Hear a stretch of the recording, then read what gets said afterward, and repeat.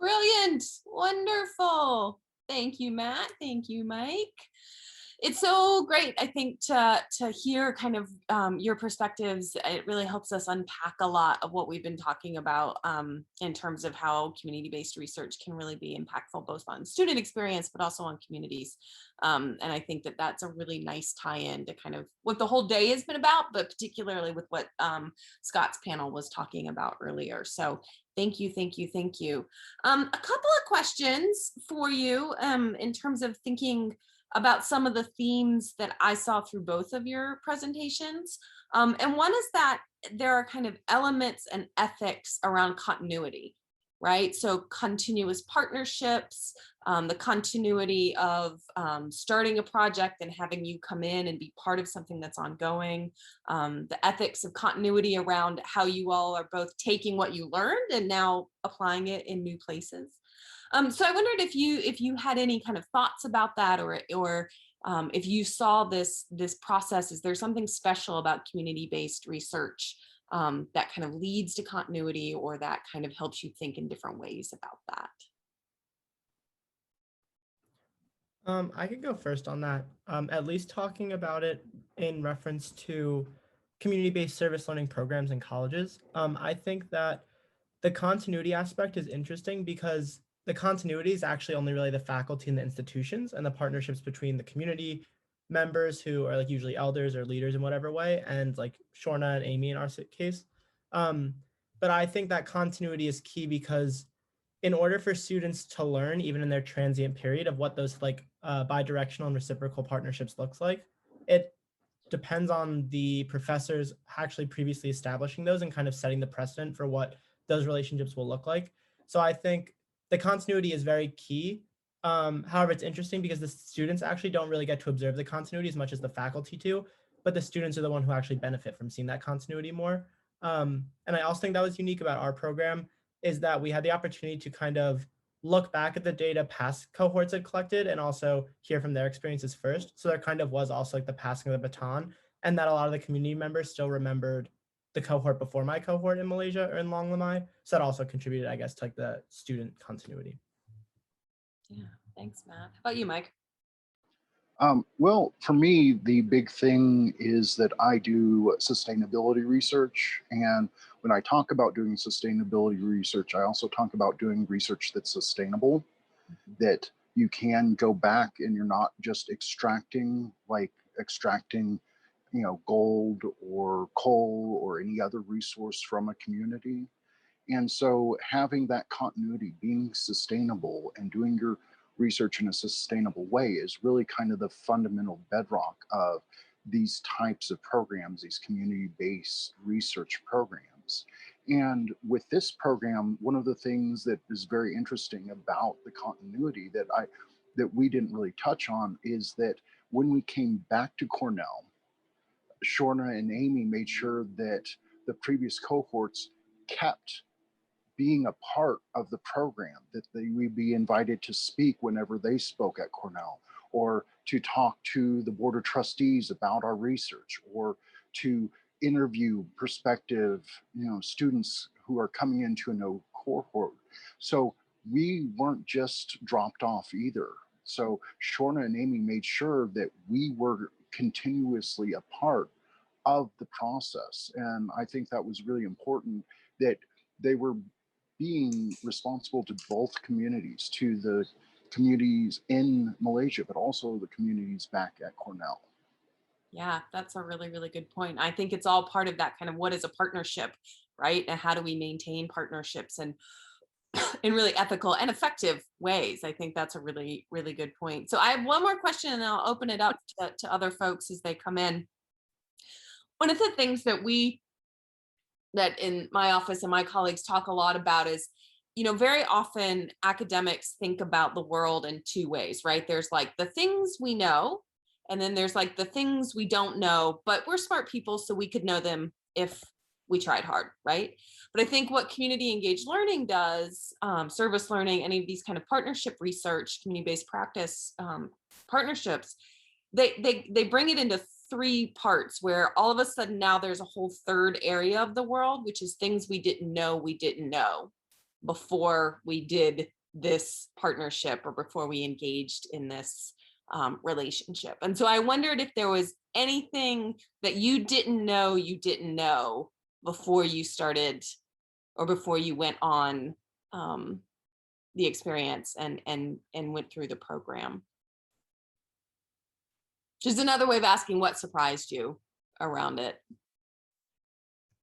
That's an interesting question. One thing that surprised me, or that I just thought was all very cool, but also very surprising at the same time, is when we worked with the Pennon and Longlemai. I hadn't realized that the Pennon actually had previous relationships with like other academic institutions. Like they mentioned one from the UK, but once they felt that that relationship was kind of too exploitative, they weren't really getting anything out of it, and that it was more just for the benefit of the other university, the Pennon were able to cut ties with that university. Like they said, hey, no, sorry, we're not into this anymore because this isn't what we expected or what we wanted from this partnership. So I was surprised or didn't even realize how, even though we might interpret like the Pennon or understand them or experience them as this remote indigenous population in the middle of the rainforest, they actually are very adept at navigating different relationships and partnerships. And at the same time, they have a significantly more agency than I like would have anticipated. And that they're able to they have like the cultural capital to know how to navigate those relationships with higher, like Western wealthy, affluent institutions, and they felt comfortable doing so. So that was really interesting. Yeah, that's a great example of something you didn't know before you did it. Yeah, thank you, Matt. How about you, Mike? One of the things that really surprised me was the sophistication of their cultural training that they do. It was very well thought out because what they did was they presented our people uh, with pictures, drawings of situations that they've encountered with researchers, and then had us interpreted them to an elder. And the elder was kind of measuring our interpretation in order to measure kind of how adept we were at understanding their issues. And if, it really was like if we didn't meet what their standard was, we wouldn't have been allowed to do the research. And what really surprised me is the the Indigenous Peoples Specialties Group paper that I used as a foundation for my presentation aligned so closely with the cultural training and with those images. It was almost eerie how they almost reflected each other. And for me, that's why I chose to use that paper to discuss our experiences, is because even though the experiences of the Indigenous Peoples Specialty Group and Panan were completely worlds apart, their experiences as researchers who work in the communities and as an Indigenous community, they were seeing the same issues over and over again and were able to voice them in different ways, but in ways that were powerful enough that they resonated with each other. And I was really surprised by that. Yeah. Thank you, Itai. Good to see you. Appreciate you being here. Mike, I really appreciate that because I think that raises kind of this whole question around decolonial research methodologies and Indigenous ways of knowing, right? Like, and that, here is one example of a particular research and service learning program that exemplifies that. But Matt, as you pointed out, this is just one, right, from Shorna and Amy's. And yet there are really interesting connections across the whole, participatory-based research methods, about Indigenous methodologies, right? That these connections across how we decolonize the research agenda, research practice, right? And this is one place where we see that happening, but that there really are these connections, as you're talking about, Mike, between, other people who have experienced similar things and come up with similar community checks and community advisory boards and ways of dealing with extractive knowledge practices, extractive research practices. So I love that. I think that's a really interesting point. So I'll open it up, maybe time for one question. I want to make sure we keep on track and are able to head into the next session as well, but anything pressing for folks?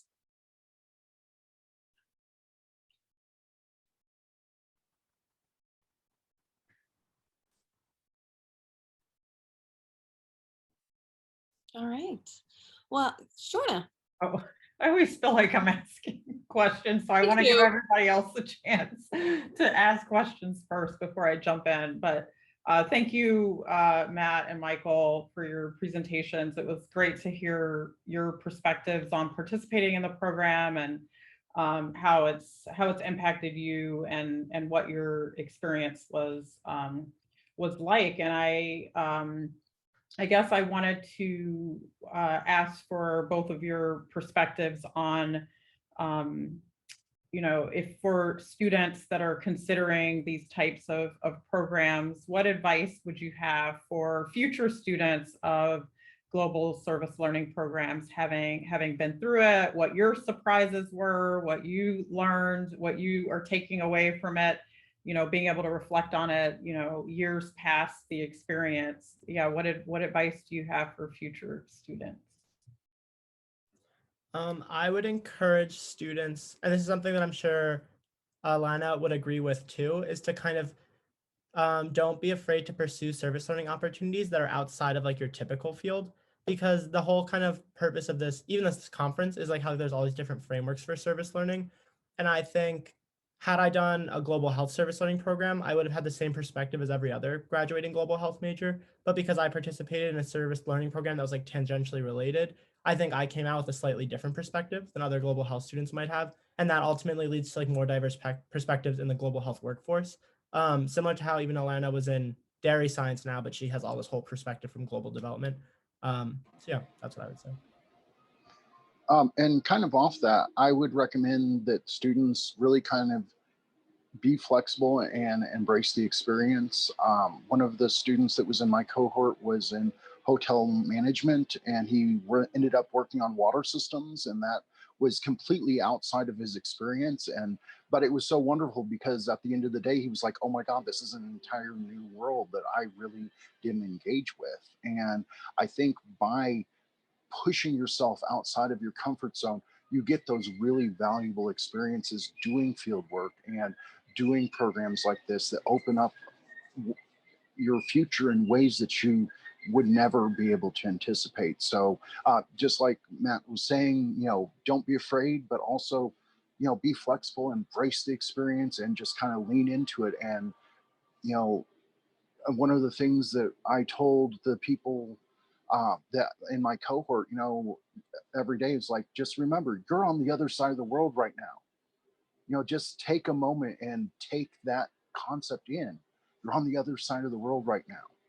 And that really is kind of a way to open up your mind to realize you're not at home anymore. You're not in your safe little box anymore. You're out in the world, and you have to embrace that wildness. So for me, that's what I would tell them.